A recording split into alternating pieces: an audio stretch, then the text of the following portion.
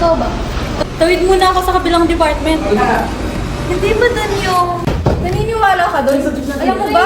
Punta na ako. Bahala ka dun. Okay.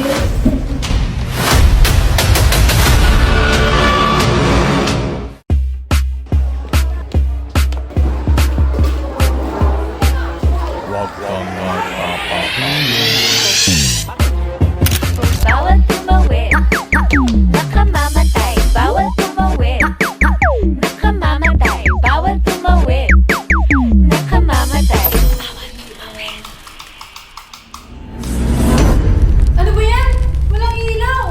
Ngayon, ipapakita ko kung paano makakalikha ng ilaw gamit ang magnet, tornilyo, at wire kahit walang baterya.